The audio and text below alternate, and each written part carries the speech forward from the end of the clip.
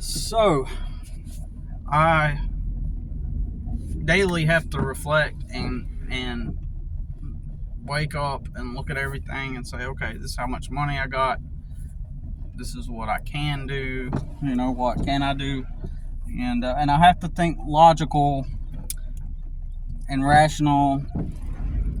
Over time, I've learned that so many people, what they say to me is just so full of crap. It assumes that I'm living within a certain framework that works, when it doesn't. Like people when they give advice, when they talk about things, most of the time it's this logic that's filtered through a conceptual lens instead of seeing reality for what it is. And so I have to consider, like, I've been very busy. All of my regulars called me this spring. I don't even know when summer is. It's getting close. But it's kept me at a slightly higher rate than what I'm used to. As far as, like, when I used to work for other people, I remember having no money, basically, even with working extra jobs on the side. Like, it was just like I used to sleep just before payday, 2, sometimes even 3 days before payday. Instead of, I would spend 3 full days at the job, basically. And so I would go park after work. I would go to McDonald's and sit in the parking lot, and because I didn't even eat at McDonald's, you know what I mean, back then. Like, and I still don't really. On extremely rare occasion will I ever eat at McDonald's, but I used to go to the parking lot over there, and at McDonald's when everybody left at the job. So I'd spend like an hour there, and then I'd return back to the job because the McDonald's was just like down the block. So I would return back to where I work, and I would just spend the whole evening in the parking lot, basically, until it got nighttime. And then I got the key to their van, and I would, before I walked out of work that day, I would get the key to the van, and I would park my truck there, and I'd sleep in the work van because, if a deputy or some kind of law enforcement pulled up wondering why I'm sleeping out in my truck, it looked better to have like an empty truck sitting out in the parking lot, and then they could not see me in the back of the Sprinter van at all. So that's how. But yeah, I never made enough money, right? In that sense, like, just there was never enough money. I was paying the child support, paying for my gas to get to work, paying for food, basic needs, stuff like that. And I was in a position where if I were to quit working there, or say that I decided to stop working there, like at any point, if I would have stopped working there and said, you know what, I'm putting in my 2-week notice, whether I quit or put in my 2-week notice, if I would have stopped working there suddenly, like the gap from not working there to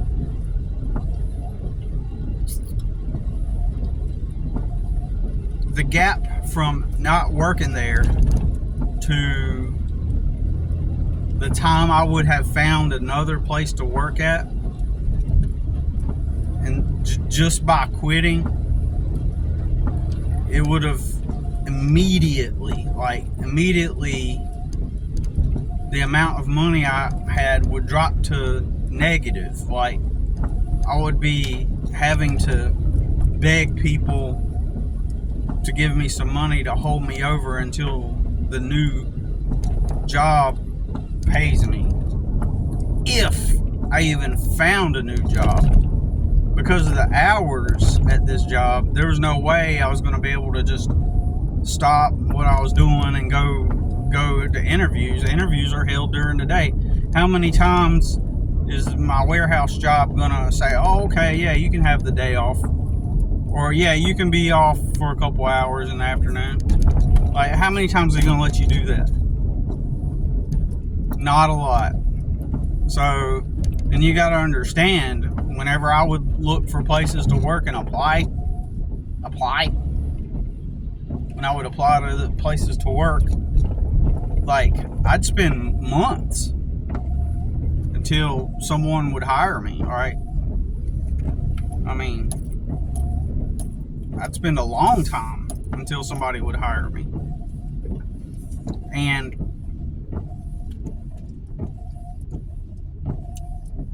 so it wasn't like I could just quit that place, quit that job, and then suddenly start working somewhere and then immediately start receiving an income. That wasn't going to happen, right?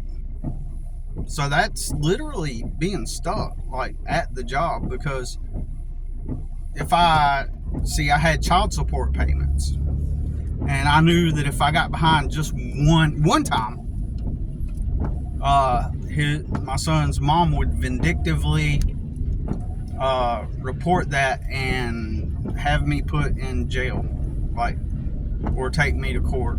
That's what she would have immediately done. And I know this because most people don't know how child support works. Everything you hear anybody saying online or even in person is just wrong. In other words, nobody knows what the F they're talking about. They actually don't. I've thoroughly researched it. I've had to for my own safety and security, to prevent me from going to jail under false pretenses by vindictive people that simply want power over other people. And in that case, it's my son's mom. She wanted power over me. She told me that I was the only man that she could not control. I mean, those words right there. You're the only. I can have any guy I want. You're the only one I couldn't control. She said that. I couldn't control any, or yeah, something like that. I couldn't control any other man, but you're the only one I couldn't control. And I'm like, why are you trying to control people? That's the problem. You know? So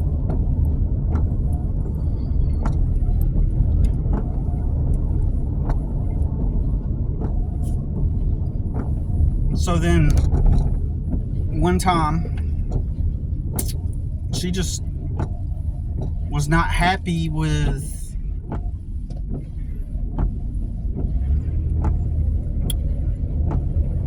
something happened on my payment or something happened on my check at work or something, and I could not pay her that Friday. I told her I'd have to wait till Monday because of the payment. Because understand, there's two types of child support. Nobody else is going to say this, but this is fact. This is on paper fact. This is in the books fact. Nobody will say this. There are two types of child support. One is child support, and the other one is a debt collection system with the label child support. So, in other words, imagine your local grocery store that does not sell gas, but it sells groceries, but on the markings on the store it says gas station, and you know it doesn't sell gas, but they've labeled it as a gas station even though they don't even sell gas, right? That's what the debt collection agency called child support is. It's just called child support, and that's it. So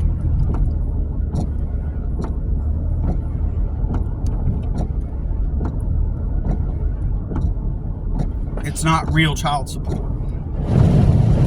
But any custodial parent that has someone paying them child support at any time can go request to do business with the agency.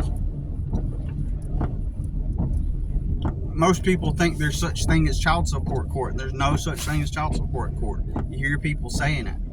People are so delusional. They're so blindsided and brainwashed that they don't even see reality for what it is. Because there's no such thing as child support court. So, but they've got these two different things, completely, entirely different things, kind of overlaid and meshed together to make it sound like they are the same thing, that people just believe it's the same thing. So,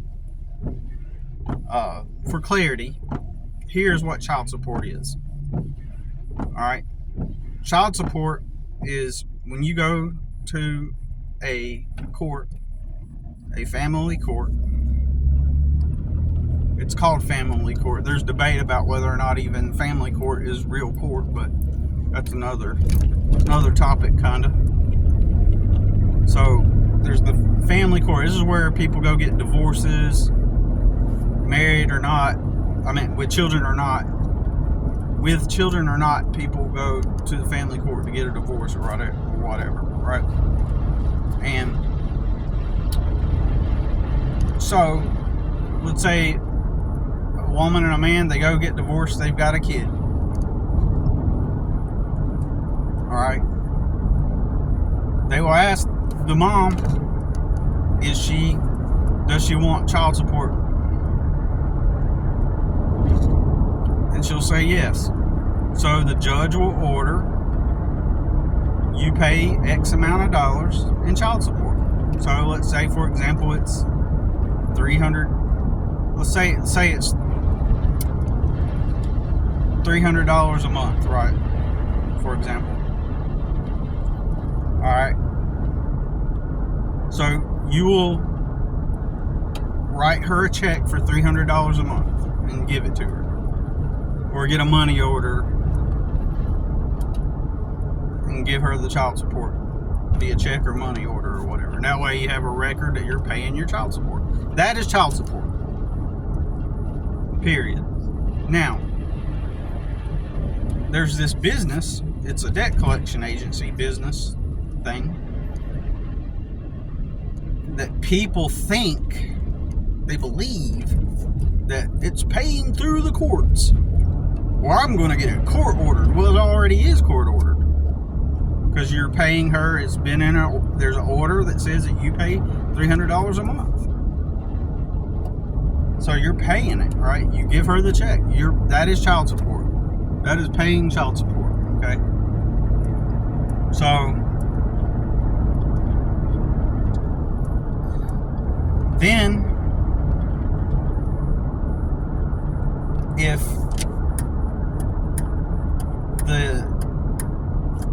then there's this other thing it's not child support, but they call it child support. It's a debt collection agency. So basically, if that mother just wants to be vindictive, and she could go down to the family court, where inside the building, you ever been at Walmart and they got like a McDonald's on the inside of it, right? Or a Subway or an A&W place on the inside of Walmart, or some Walmarts, they have nail salons on the inside. Walmart lets these businesses put their businesses inside of Walmart. Well, that is what this debt collection agency is inside of the family court. They do this service inside these little rooms, but it's not court. It's just done inside the courthouse, and they hire the court to receive the debts and to do this debt collection business. So that's what the other child support is. It's called child support, You know, it's like, imagine McDonald's opens up a business inside of Walmart.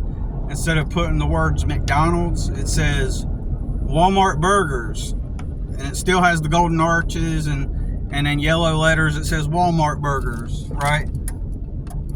We're gonna pretend that it says Walmart Burgers,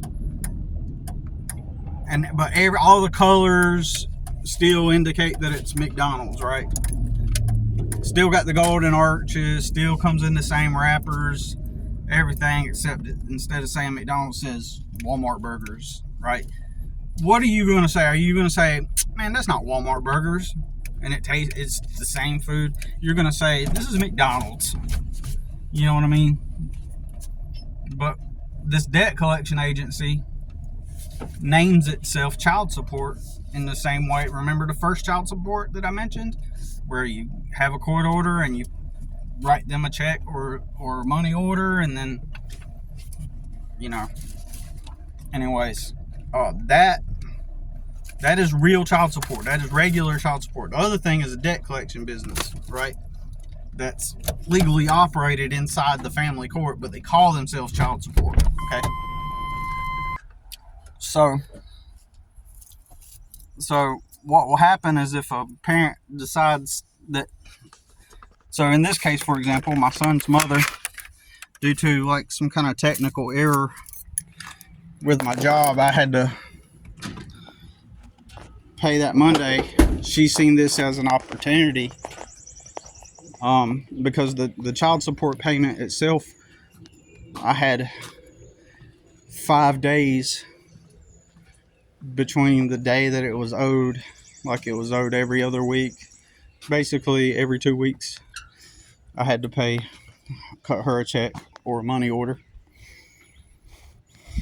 And so I had 5 days from every other week. So technically I was okay with paying that Monday, right? Like, I told her I would have to pay Monday due to this technical thing. So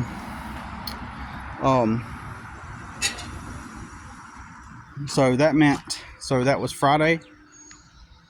That meant I had a few extra days to actually pay it, so I would have been okay to pay it Tuesday or even Wednesday. Okay. So she got infuriated by this, even though it wasn't my fault. I don't remember, but I can imagine she probably demanded that, well, can't you go borrow it from somebody or something like that? You know, I can imagine her like saying something like that, but anyways, so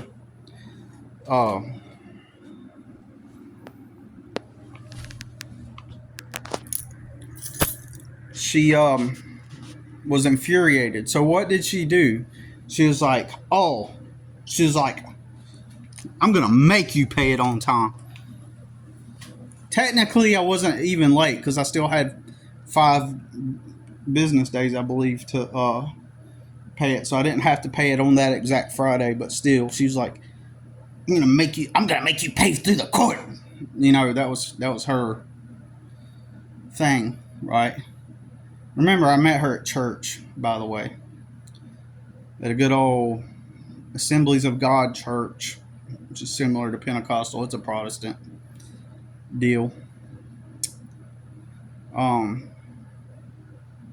Before I met her, I was talking with a girl who was studying to be a doctor, upper middle class girl from Mexico. Her dad was like a senator or something. Nice stable home, relatively normal people. And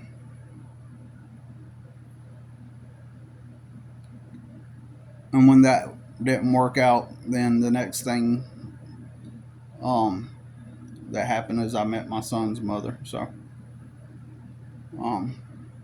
the contrast is pretty quite amazing. I went from talking to a girl that wanted to have a career, didn't do drugs, didn't party, didn't smoke, simply wanted to have like a regular career and come from a decent family to suddenly getting the extreme bottom of the barrel, right? The single mom, druggie, who used to party and do drugs in trailers and trailer parks, right? Who was a Christian, who was changing her life around, right? Had a job at a company, taking care of her sick kid, had her own house, car, job. All that was kind of a facade too, but I didn't know that at the time. She had another way that she was able to maintain that lifestyle and keep that job that she had. And I won't go into that. Maybe if I get like a Patreon one day, if I accrue enough people that are interested in my channel, in my story. Um, but she had the outer optics of having like relative decency, as if she was truly someone who was made a couple mistakes and was getting her crap together and living relatively normal.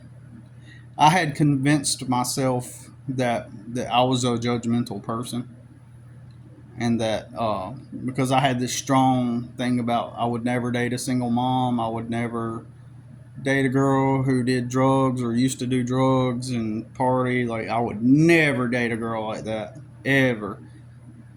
And my logic, my rationale after growing up how I did, I said, if I ever got with a girl like that, it would destroy my life. It would destroy my life. But I convinced myself somehow that I was wrong for a brief moment in time, for a brief blip in my judgment. I I After the thing ended with the girl in Mexico, um, uh, and some major, how would I say this, internal battles after being in solitude, after raising my brothers and sisters and being kind of pretty much alone in the fight with no support. Um, I found myself in a in a dreary place, right? Alone and no help, no friends, no support, and I felt really I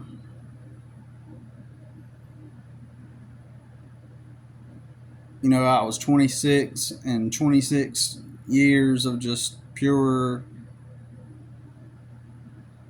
just horrid living conditions and circumstances, and I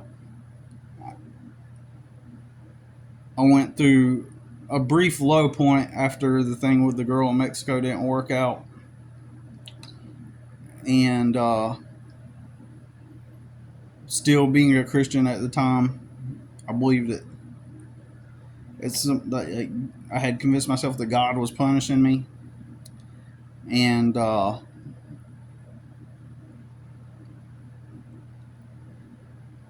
I had briefly convinced myself that I was being too judgmental towards people that did drugs and partied and stuff, even though that's what I grew up around, and I never wanted to do it. And I said I'd never date somebody that used to do drugs, or like, in fact, it lowered my self-esteem to believe that I had to that I was only compatible or suitable for someone who used to do drugs and party, that was a single parent who was changing their life around. Society, they pedestalize that and make it like that's like a great thing. Like, it's an awesome thing. Somebody did drugs and now they're turning their life around. Like, they are pedestalized, and those who don't engage in the party culture and the drugs and go through a party phase are deemed as weird and lower value, and even worthy of how would I say this, judge worthy of not worthy, but untrustworthy, like people that you gotta keep an eye out on, because, like, there's this logic that good people, like the goodies, they can't be trusted because they've got something. If they haven't done the drugs and went through a bad phase like everybody else, then they can't be trusted. There's like this old, like, stay away from the people that are goodies, because they've got something else going on that's questionable. That's the logic, right? So at some point, I convinced myself that this is just reality.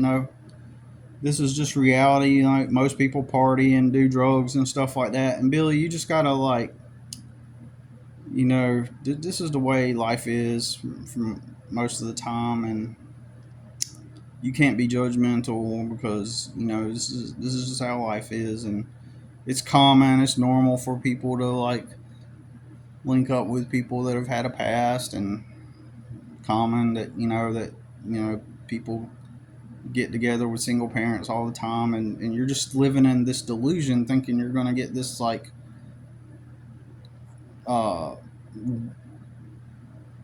and I was told this also, like, you're delusional if you think you're going to get a girl that hasn't partied and did drugs and doesn't have a past, because all girls have a past. And so you just need to, like, step into reality and not be so judgmental, and open up your eyes to the way the real world works. And so for a brief moment, I convinced myself that I was wrong, and I tried to logically go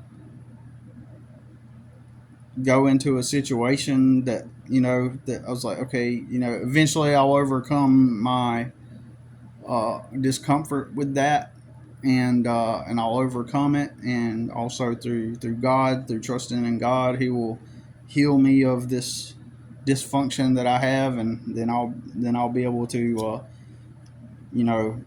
acclimate into a realistic mindset, a realistic way of thinking, and eventually through God, I'll overcome this mindset that I have, where I can't be forgiving of someone's past, and I won't hold it against them. But what happened, the very moment that I did decide to give a single mom a shot who had a past, complete and utterly destroys my life.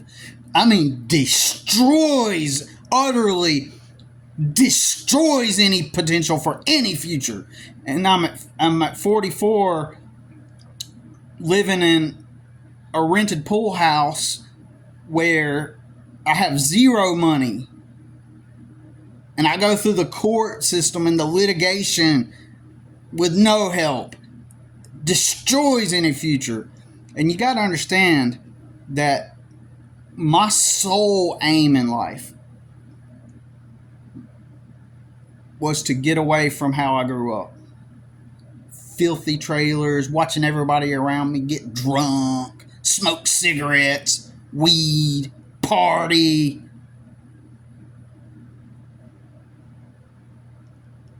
Dysfunctional relationships, like, as a result of the weed and the partying and the drugs and the alcohol. Watching these girls pump out babies with dudes that they partied with, having a one-night stand at a party, and then pumping out a kid, and now she's a single mom. And that's what I grew up around. And I seen how dysfunctional all that crap was. I seen how dysfunctional all that crap was. So it's like, but then people would say I was judgmental.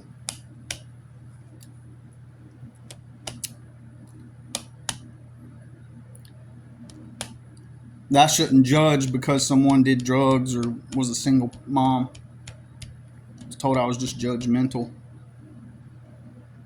And if I were to say, oh man, it would probably destroy my life if I get with someone with a past, it would increase my likeliness of getting ahead, of succeeding.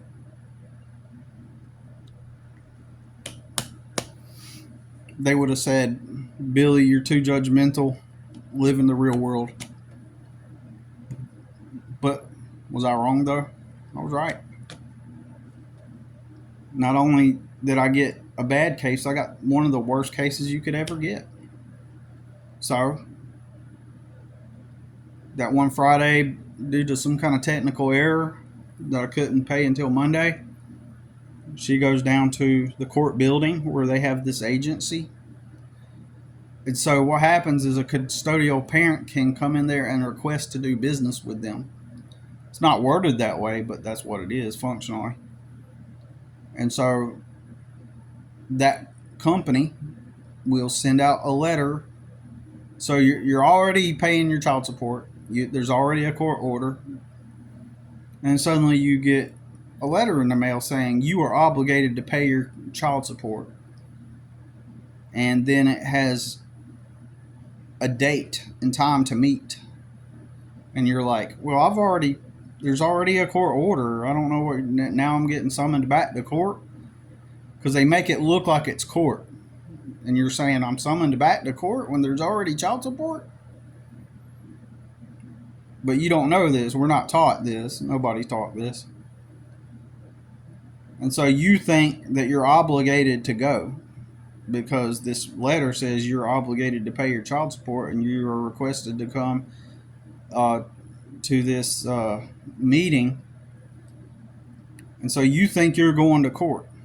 You think, oh, I'm going back to court and now I'm going to pay through the court instead of paying her directly. But it's not court though. And in some states they still have it where you go to this meeting. So you go to this meeting and it's not in a courtroom. It's in the little rooms beside the courtrooms. And so they have a person in there.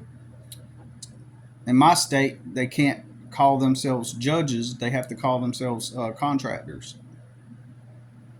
But a while back, and still this is the case in many states, they will call themselves judges. But that's just like a title. It doesn't mean that they're like an actual judge.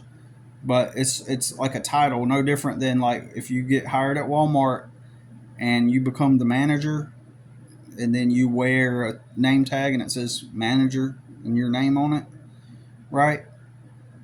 So instead of putting manager or supervisor on their name tags, they put Judge Deborah Wilkins. And so they got away with pretending like they were judges in these little rooms.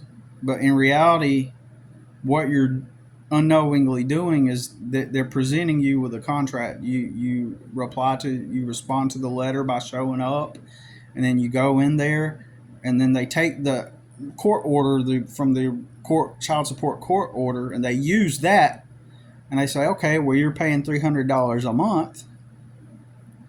So you're paying $300 a month, then that means that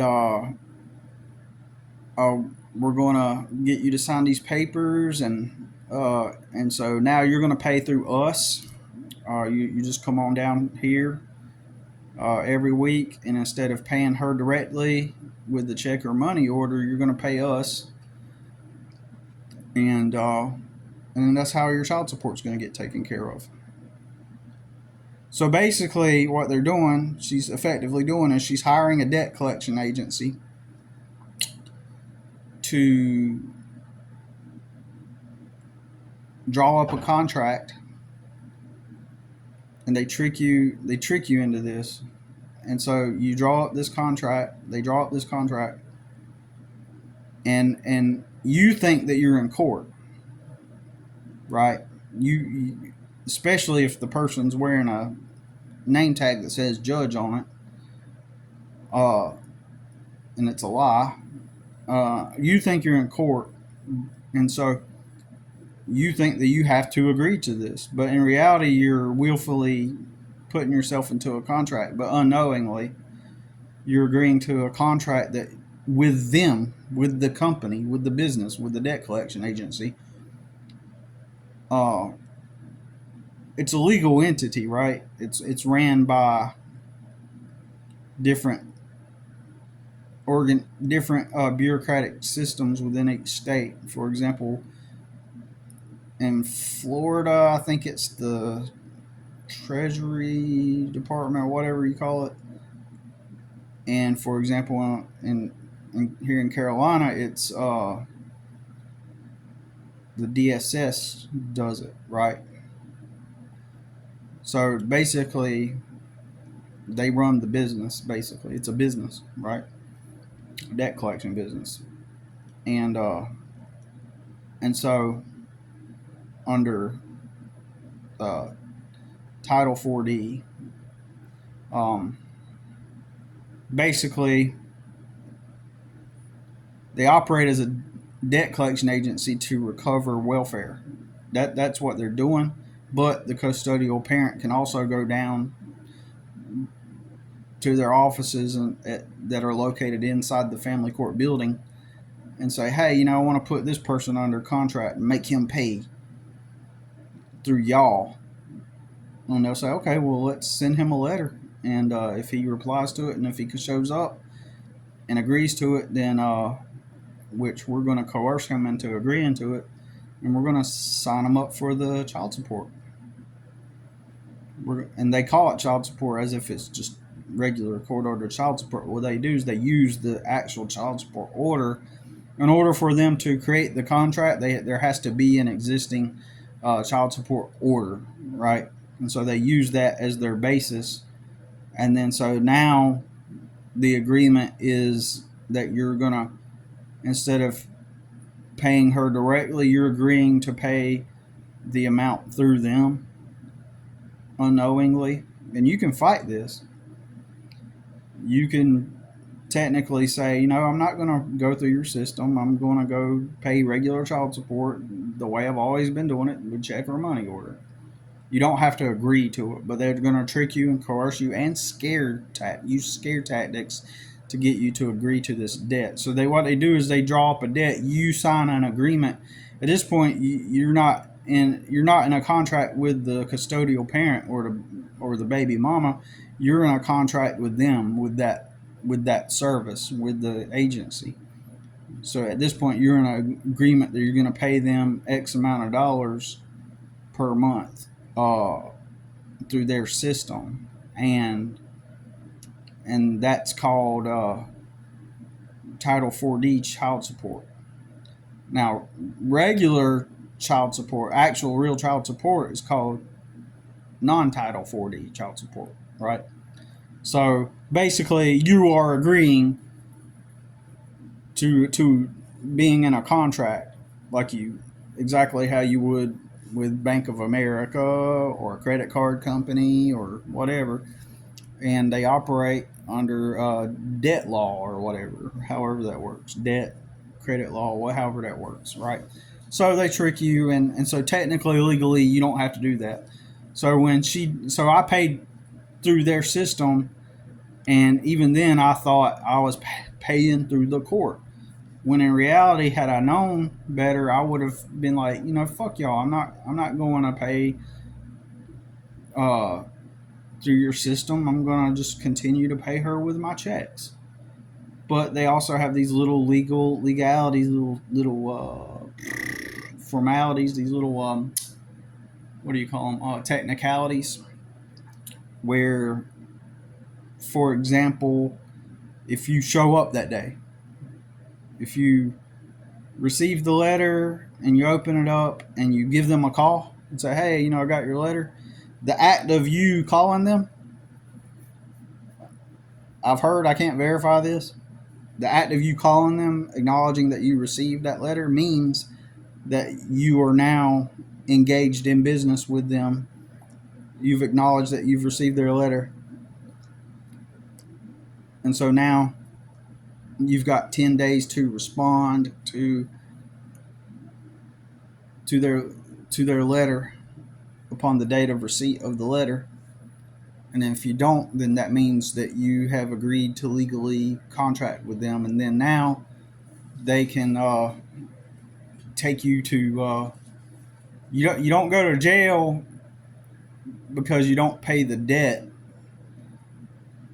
You go to jail for being out of compliance with the court order. So if they conclude that through trickery that you've agreed to the contract to be under contract with them, and you miss a payment or you don't show up, or I mean you don't pay them, then they will go to court, right? They will take you to court saying, hey, he agreed to pay this debt with our company and he has not paid it. The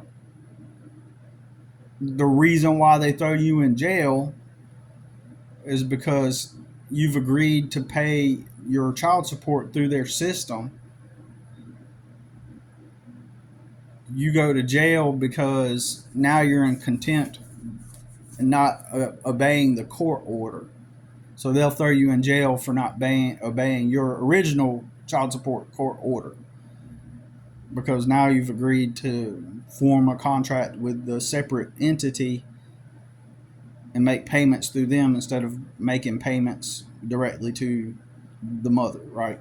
So that's how it works, and it's a lot of buffoonery, it's a lot of trickery, innocent people. But see, they're incentivized. They get, the more cases they can open, the more of these contracts they can make, the more federal funding they get. Like every dollar they get $6 from the federal government, and so that's how they make this a billions and billions, $60 billion industry, and but they trick people into this, and then the Murdaugh, Alec Murdaugh in South Carolina that killed his son and wife. He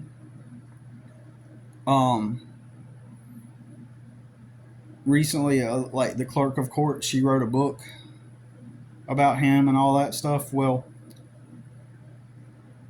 like I said, for every dollar they get $6. They get paid. The more cases they can open, the more money that they can get, and so here's an example of what they can do. The workers, they can give themselves bonuses. So that clerk of court used the Title 4D, the child support system, and rewarded herself like bonuses, pay increases, bonuses, and then that's how it works. But we, the people, don't give a fuck. Pretending like we're free, we love our freedom and all the 4th of July and all that Toby Keith songs and booting your ass and American way and we hard-working American, like. But when it comes to the government, man, we like pull down our pants and bend over and say, "Oh, daddy," and then we pretend like we're in the land of the free. So stupid. But yeah, that's how they do it, and that's how they're incentivized. They want to open up more and more of these cases, so they got it set up where it's like, oh, this is welfare recovery. So Title 4D is like, we're going to recover your welfare that we give out to people. We give out food welfare and TANF or whatever it's called. We give people welfare. We give the single mom a welfare check, and we need to recuperate that. So then they will come after the father as well. So they will open up a case on the father to come after him, and it can be the other way around too. Don't get me wrong, but for simplicity, they'll come after the father if that single mom gets on welfare. Well, we need to. Is the father around? Is he paying child support? And if he is paying child support, then they will still open up a case. This is why many men have been court ordered to pay child support, and they're paying child support like they're supposed to. And suddenly they get these letters saying, "Hey, you're required to pay child support," and the guy's like, "What? Wow, I already paid child support." He doesn't know that they're trying to get him to enter into a contract with them, and when he does, and he thinks he's going to back to court, like they've got him under a contract. And they receive federal funding for every dollar that they get from him. And this is how they get their kids, and this is how they get their kids into the best schools. This is how they get the best houses, the best lifestyles, by screwing other people over.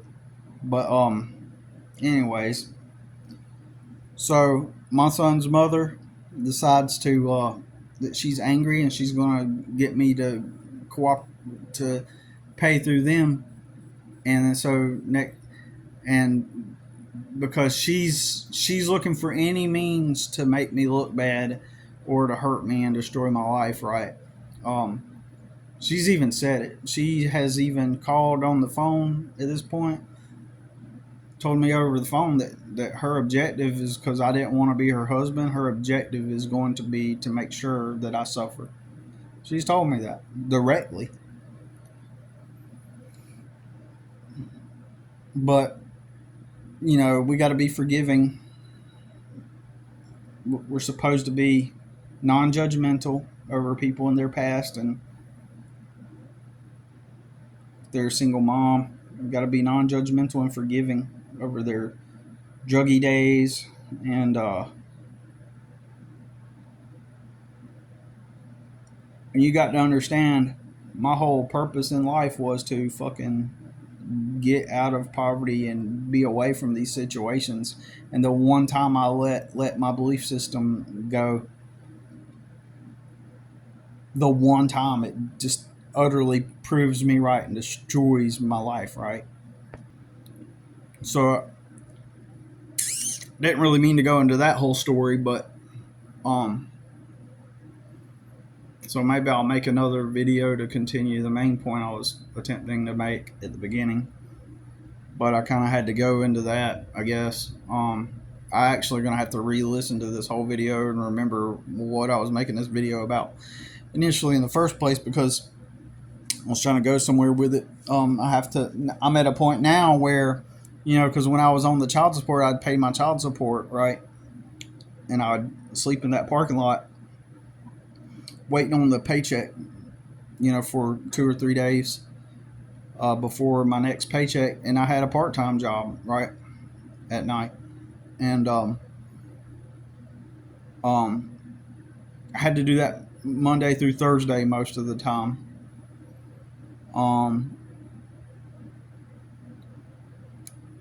So there was a time where I don't remember. I think the latter part. It was the yeah. Without going into the specifics, yeah, I also had a little part-time job, small part-time job, Monday through Thursday at nights. I believe it was Monday through Thursday. I can't remember.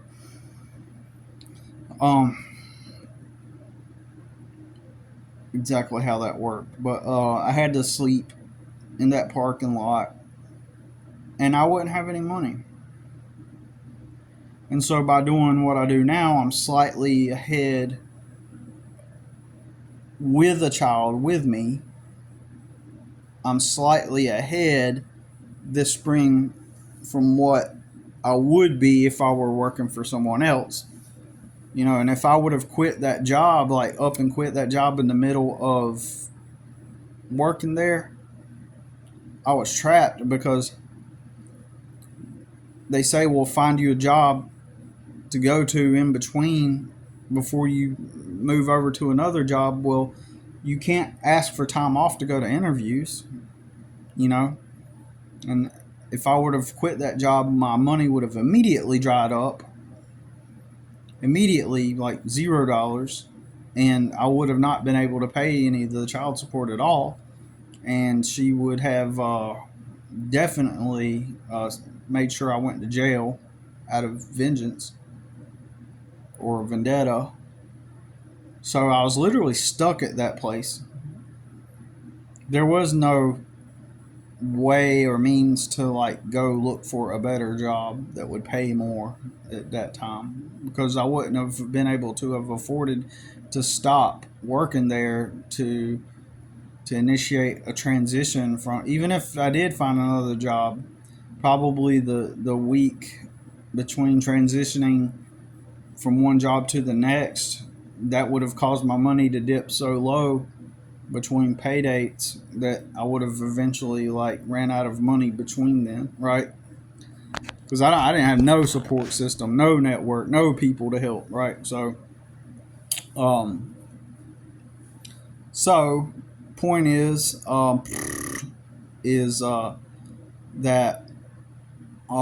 everybody's, I'm in this situation now um, where I live.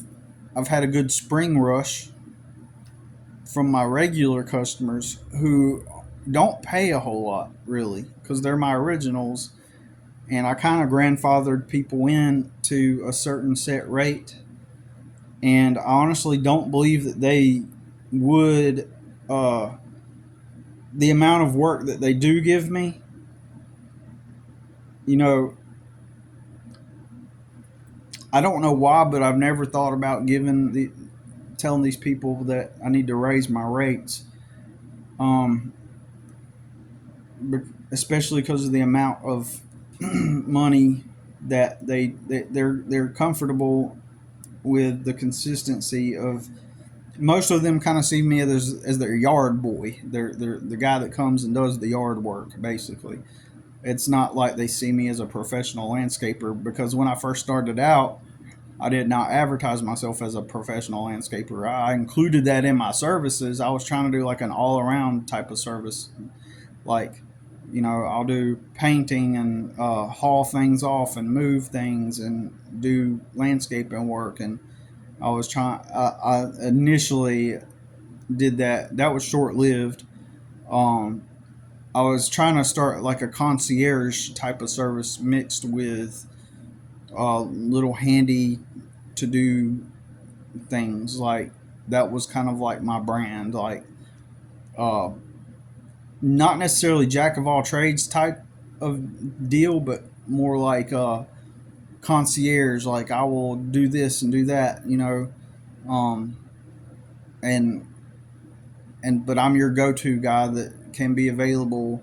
And I was going to try to make a business out of that, um, and and like house sit and do your landscaping. But then I realized that I really needed to focus on one business instead of being all over the place. The concept seemed interesting at the time, but but just to focus on one service and make a business out of one service is the best thing. But a lot of those customers, they kind of viewed me as like you know, like a guy that the majority of them I do landscaping for. Really, in their mind, I'm the yard work guy. Um, Most of them, but they've kept me busy all spring, and I'm trying to like use them as my financial cushion to springboard from. And then and honestly, I don't think that they would pay more. Um, and that's just more of an intuitive thing. Like I kind of feel like that uh, they just wouldn't pay more. I just kind of feel that, and that has a lot to do with why I did not raise my rates with them. Um, and so newer customers, I've charged a higher rate. Newer jobs, I've charged a higher rate. And this year, I haven't advertised, but here's the thing: I'm living job to job, so paycheck to paycheck. I'm living paycheck to paycheck. Like, I got a couple $100, less than a couple $100 right now, and I've got to pay my cell phone bill. I've got to pay my insurance in a few days, and I have a storage building, and that's going to be like a few $100s for everything, pretty much. And it just doesn't make sense to I kind of lost my train of thought, my bad. But I'm gonna have to pay those things within a few days. But I'm not, even though during the spring rush, I've always had like about $200 to $300 in my bank account at one time. But I knew the immediate moment that the spring rush is over, then I would dip back down to zero. Which is actually right now I'm dipped back down to zero. technically I'm in the negative because I'm got just a couple $100, but I'm going to need a few $100, more than a few $100 for gas and food. And so my spring rushes just went up, and then now it's back down to zero, and immediately it's like turning off the faucet, because there's never any savings, right? There's no savings. There's things to be aware of, like future vehicle repairs that are coming up. There's never a point where I actually get ahead, right? And it would be worse, way worse, if I were working for somebody else, waiting on paychecks. Because a lot of time I just need the money now. I just need it right now. I have to. It's just the circumstance. And the only way out of this situation is to relieve myself of time and money consuming responsibilities. For example, I need to move out of here and not have rent. I just don't need the rent. I need the equivalent. What would be the equivalent of being able to go back to my mom and dad's house and live there? Have mom's meals, so I could save my money and stack it so that I can transition out comfortably and then be self-sustaining. What would be the equivalent of that? Since I don't have that, and I have no support system, no people that believe in me, no support networks, what's the alternative? What equivalent can I have that's the same as me being? What would it be? Well, the answer to that is, the equivalent to that is to live out of a vehicle. The monetary equivalent. So if I can move out of here, put my stuff in storage, and I can move out of here, live out of my vehicle, then I get to save money. So instead of spending all my money on expenses, money that I don't have, if I live out of a vehicle, I can park, and I'll get to take the money I make and I can save it and reinvest it. And then finally, once I'm in a position to where I've made enough money, then I can consider, I'll have it in savings, and I'll have it in investments. Like maybe during that time, maybe I'll find something I can flip. Maybe I'll say, oh, I found this lawnmower for sale, but it's not the type I want or can use, but I'm getting a good deal on it and paying $25 for it. So I'm going to buy it and I'm going to sell it for $60. Maybe during that time I'll find things to flip. That's an example, small example. Maybe I can, get bigger landscaping jobs, and then I'll get to actually keep the money and actually be able to have the ability to build an actual foundation. Because working for other people is not going to, working for other people mathematically, I would have not been able to sustain myself over the course of this spring rush. If I were to go clock in at a warehouse, I would have just enough time after doing my 40 hours to come back here to where I stay, because part of the agreement is also doing the maintenance on the property, the landscaping maintenance, which is huge property. So it's constantly keeping me busy around here every day. Like I don't get days off. And so it's constantly keeping me every day. So the thing I need right now is for my son to turn 18 and us move out of here and then live out of a vehicle. Because remember, nobody's coming to save you, Billy.